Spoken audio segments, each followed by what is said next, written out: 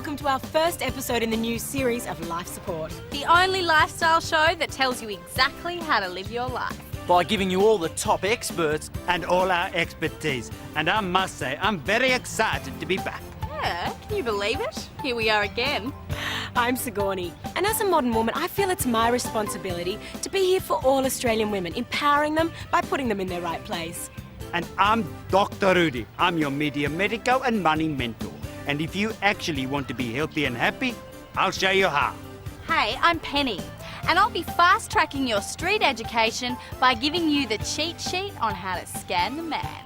I'm Todd, Life Support's DIY guy. And with the right tools, half a brain, and a bit of luck, you'll find there's nothing on earth that you can't do yourself. Tonight, I've got a simple safety tip if you enjoy a spot of rock fishing. And I've got a neat trick that'll ensure you have access to all the parental cash you need. I've got some wonderful dress-up ideas for children's parties. And in my men's health segment, I'll be looking at the career benefits of homosexuality. Oh, geez, Dr. Rudy, I'll be keeping my eyes out for that segment. Yes, we've got all that and so much more. So let's get started.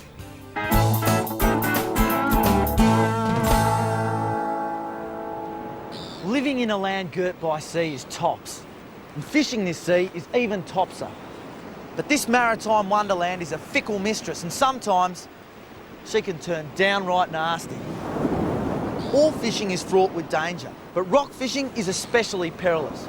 It seems like every other day some poor sap is struck by a freak wave and banished into Neptune's depths. So if you're like me and you love the ocean, but not enough to spend the rest of your life in it, well then you're gonna need some specialised equipment. This here is a ramset gun. It's popular in the building industry. It uses small explosive charges to fire nails into concrete. And this here is an old pair of boots. So all I do is walk on down to my favourite fishing spot, make any necessary adjustments for tide and weather conditions, and then place my feet in the right spot. Now this is the important thing. Make sure you place the boots down and then fire the gun, being sure you're not wearing the boots at the time. Voila! So now if any freak wave comes in, I can be sure to remain exactly in my chosen location. The beauty of this life-saving device is its versatility. You can have more than one pair of boots and more than one spot. So if you enjoy a spot of rock fishing, take a tip from Todd. Bolt your body to bedrock so you don't sink like a stone.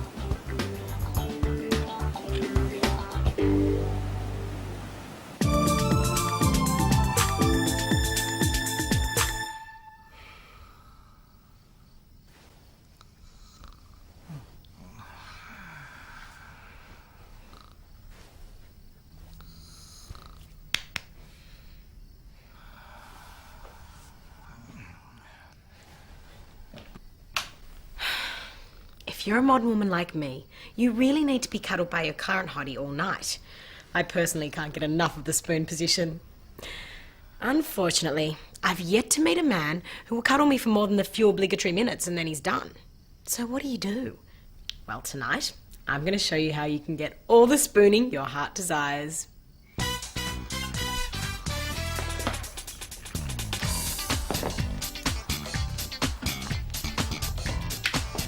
Now, what does a man like to hold on to more than anything in the world? Well, okay, apart from that, what does a man like to hold on to more than anything in the world? A beer in a stubby holder. As we've all observed, a man will hold on to one of these for days. So it's simple logic then that what you need to wear to bed is a stubby holder.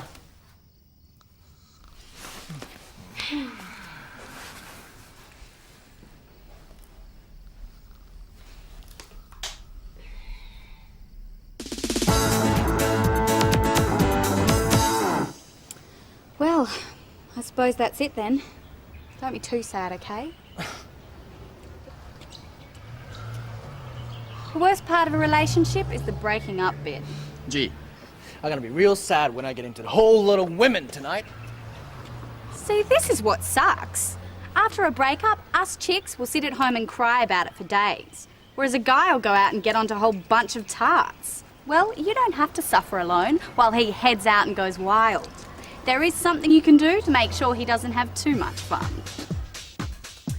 Wait till you know his mobile phone's turned off. Then call and leave a message. Something like this. Hi, NG, it's me. I don't know how to tell you this, but a couple of weeks ago, I had some blood tests done and the results have just arrived. The thing is, I might be HIV positive, which means you might be too. Anyway, call me back. We'll talk. Bye. That's right.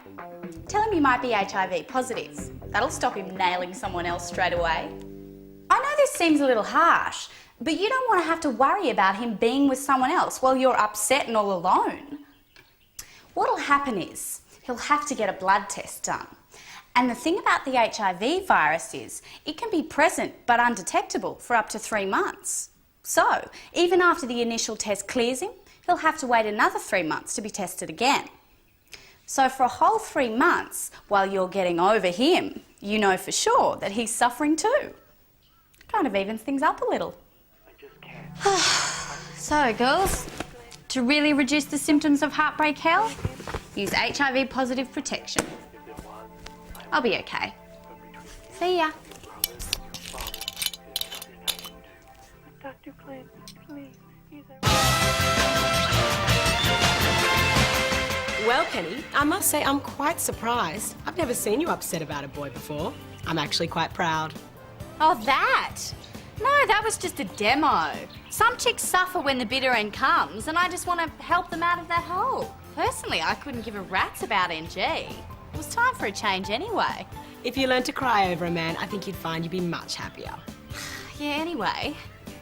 Hey, Sigourney, did you notice at the start of the show that Rudy's dial was all bandaged up? Yes, of course I did. I think we all did. Anyway, he's not trying to conceal anything. Yeah, like, so, well, what's up with that? Oh, listen to you all concerned. He's all right. No, it's not that. I just don't like to be left out of the loop. So what's the story? Well, during the series hiatus, Dr. Rudy took in a little heli scheme. You know, they helicopter you in to ski where the powder is purest. Right. And he had an accident. Yes, he sprained his ankle. His ankle? But his face is all bandaged. Yes, while he was waiting to be rescued, he got frostbite. On his face. He's got a frostbitten face. And it could have been more serious. But luckily, he knows a surgeon who specialises in face saving. So lucky for us, his boyish good looks will continue to grace life support. Yeah, well, in that regard, I'm kind of digging the bandages. Well, speak of the devil, here's Dr. Rudy now with more comforting counsel for concerned mothers. You know, I get a lot of letters from concerned parents whose children have come out to them as gay. Like this one from Mavanwi McGregor, who's worried that his son's homosexuality will affect his career in the armed forces. Well, Mavanwi, being openly gay in the Australian military isn't a problem. From a PR point of view, the homosexual is a perfect soldier. Let's face it, no one likes to see a family man come home in a body bag. And now that your son is out, his career will probably soar. You see, thanks to the trend of hiring homosexuals to appease the politically correct, normal employees are being passed over for promotion. That's right, there's a glass ceiling all right, and it's smudged with straight men's handprints. And it's not just the military. As a gay, your son is open to a wider variety of prestigious jobs. With a healthy income, he can enjoy spending on just himself right now. He has no dependents and no need to save for his superannuation, because growing old is an indignity he'll probably be spared from. But that's a small price to pay when he can enjoy fellatio from someone who actually knows what they're doing. So there you have it, Mavanwi, and all you other military mothers. Rest easy. Not only is it okay to be gay, but it gives you plenty of positive pull in today's namby-pamby society. Bye now.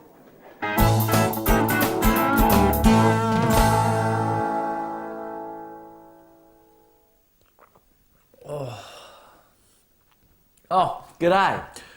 Every man loves to have a beer every once in a while. Todd, I told you to cut down. You drink too much. But this is the problem. I'm not too keen on the nagging that comes with it. And if you're like me and your lady friend wants you to drink less beer, there is something you can do. Today, Todd's tip is all about drinking all the beer you need without getting your other half offside.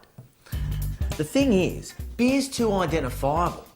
One look at a glass filled with the amber fluid and it's obvious what you're drinking. So, what we're going to do is paint the inside of the glass white. That's right. We're going to make it look like we're drinking milk when we're really drinking beer. It's quite an effective visual device. Now, I've chosen a white paint that's a perfect match for milk. It's called milk white. Now make sure that the paint you buy is able to come into contact with food. Your local DIY shop should have plenty. It's made for painting crockery. See how I've painted nearly up to the rim but not all the way to the top? That's where you pour your beer up to. Look at that. It's a glass of beer that looks like it's a glass of milk. I'm feeling healthy just looking at it.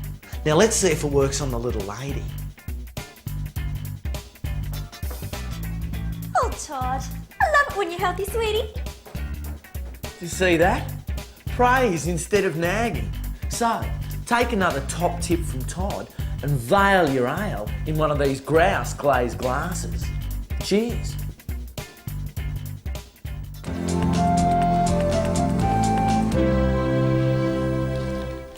It seems that since the beginning of time, men have always had trouble finding the Grafenberg spot, or the elusive G-spot. It's been so elusive that even some medical men have claimed it was something us modern women made up to maintain our mystery. Well, tonight, girls, I'm going to show you a way to guide even the most uncoordinated man right to where it feels good. Now, a woman's G-spot is located approximately 2 to 3 inches inside the vaginal canal on the anterior or front wall of the vagina. It varies for every individual woman.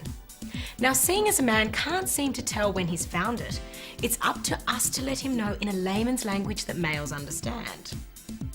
Work out for yourself where your G-spot is. Then, on a condom like this one, mark from the tip of the condom A, B, C, D, E, F, G, making sure the G is where your G-spot is. Then as he enters you and gets up to G, he knows that his tip is on your G-spot, and that's where he should fully focus friction. And remember, you can also mark letters past G all the way to, say, Q. And finally, simply roll it back up and you're ready to go. And there you have it, ladies. You've made finding the G-spot as easy as ABC. The what? The Grafenberg? Usually the boy know very well more than me. The boy know better than me. Pass. Where's that? What the fuck's a Grafenberg? The G-spot, Mum. Oh, that's the G-spot. I don't know. What is that? I don't know, somewhere inside her. Oh, is it? Okay. Yeah, Mum has no idea and I'm not here I didn't know what that one was. Well, young Penny, some interesting observations out there. Yeah, and I've got to say, I've made an interesting observation in here. What exactly does that mean? Oh, come on, man. Frostbite on your face? Don't bullshit a bullshitter. I can't be duped as easily as Sigourney, and especially Todd. What's the real reason behind the bandages? This is all quite preposterous. Are you implying I've been lying? I just think that people at home would be interested to know the real reason. Which is what? Pray tell. Oh, come on. You've done a little bit of a makeover on yourself. Maybe a little tuck around the turkey neck, ironed out the crow's feet? If you don't mind, I've never had a turkey neck or crow's feet for that matter. No? All right. I admit it, yes. I've had some minor corrective surgery. Well, duh. The fact of the matter is, I'm quite tired from all the attention that comes from being a national gay icon. Because it appears some people can't separate being an icon from actually being gay. And how does cosmetic surgery fix that? Not cosmetic, Penny. Corrective. I'm afraid I may have given a slight impression of gayness. So I've corrected that with some new heterosexual facial features. Because in fact, I'm as straight as Rove McManus. And when the bandages come off next week, you'll all know it for sure. That'll be something to look forward to. Anyway, I think we should move on now, Dr. Rudy. That's right, Penny. And let's do that by taking a look at this.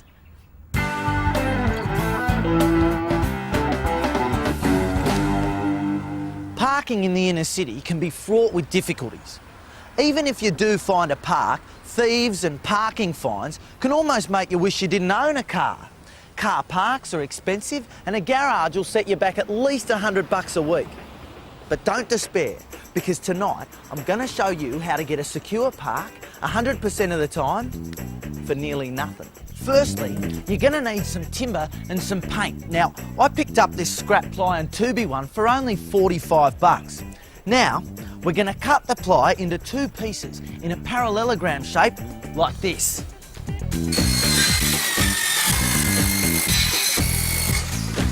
Next, you'll need a piece like so and 2 for the ends. Then, just paint it with any old paint you got lying around. Then, just throw it all on top of the ute and then drive to your desired parking destination. Now, if you choose your time well enough, you shouldn't have any trouble finding your perfect park. So once you've found your spot, simply screw it all together. And there you have it. Looks to the world like a large skip bin, but in fact, it's your very own private garage. Now, when you're putting on this front section, make sure you use 2 hinges, so it'll work like a door. Now, the other important thing to remember is to put a lid on your faux bin. I mean, you want to protect your vehicle from the elements, and you also don't want to come back and find it buried under a mountain of other people's rubbish. So simply screw on a roofing piece and then decorate it with some durable, affordable and natural finishings. So, take a tip from Todd. Don't let persistent parking problems punish you. Produce your own protective parking place today, and you'll be guaranteed a park 100% of the time.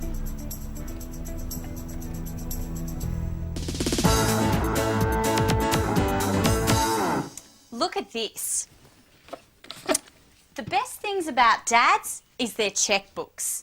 And it doesn't matter how old you are or how long ago you left home, dads will always be there to help their little girls out of trouble.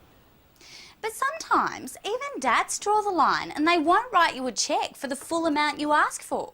In circumstances like these, you have to take matters into your own hands. Today, I'm going to show you a neat trick that'll ensure you have all the cash you need. Wouldn't it be good if Dad just signed a blank cheque and you filled in the amount you asked for? This is a piece of carbon paper. Now, we've all seen how this works. Today, we're going to make it work for you. Simply cut out a piece about this big. What we're going to do is slip this a couple of cheques underneath the top cheque. Make sure it's covering the signature space. What'll happen is, when your dad goes to write out a cheque for you, he'll also be signing the cheque underneath without even realising it. And because the carbon paper is over the signature, the rest of the cheque is left blank. So you can fill it in how you want. Watch this.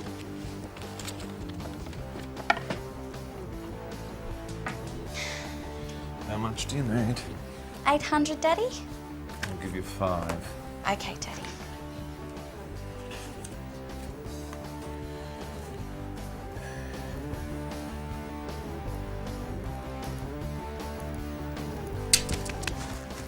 Thank you.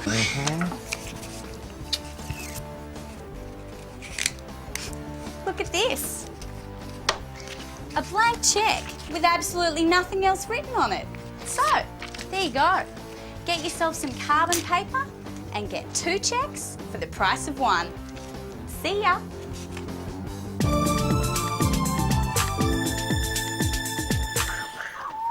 These days, we all know it's politically incorrect for children to play games like cowboys and Indians, especially considering this is actually a little cowgirl. And not only that, but these children are playing a game that's recreating the genocide of Native Americans. Excuse me for speaking out, but Australia is already overwhelmed by American culture. So, if you're a mom and you're organising a children's party where the kids want to play dress-ups, then why not celebrate our proud Australian heritage and play colonial boys and Indigenes? The first thing you need to do is couture the colonial boys' outfits. Patterns are available in books like this one of children's fancy dress costumes. They're easy to make, so enjoy taking the time to get it right and you'll be rewarded many times over. You'll also find a pattern for their hat, which is simply made from an ice cream container. Then, with some white pants and black socks and shoes, the little darlings will be ready to defend the land. Now for the Indigenes. Once the children have chosen who'll play the baddies, it's time for some face painting. Remember to use an acrylic paint that washes off easily. It'd be awful if your children looked like this permanently. Don't they look adorable? As you can see, you don't need to worry about patterns or sewing for these outfits. Just grabbing anything that's lying around will achieve the authentic attire. And to finish the ensemble, I asked Todd to whip up these adorable timber guns. Aren't they darling? And as we all know, little boys love playing with sticks, so you're best to let the Indigenes fend for themselves. Off you go. Have a nice time. Bang! So there you go, parents. An Aussie game your Aussie kids will love while they learn. My turn. Timmy, give that gun back to Caleb. You know you should only have that stick. Bang! Kids. Well, I must say, what a wonderful game. You know, we used to play a game very similar to that when I was a boy. I bet you looked real cute in that little outfit. Oh no, there's no need for dress-ups. Everyone knew their rightful place without the need of a costume. Yeah, right. Well, I just simply cannot believe it. But here we are at the end of episode 1 of series 3. As good reason as any to make a pastilla. Hey, the return of the rations. That's right, Penny. I think everyone missed my home cooking last year, and some may have even suffered because of it. I mean, look at Todd. Looks like he's wasting away. Sigourney, I do like it when you look after me.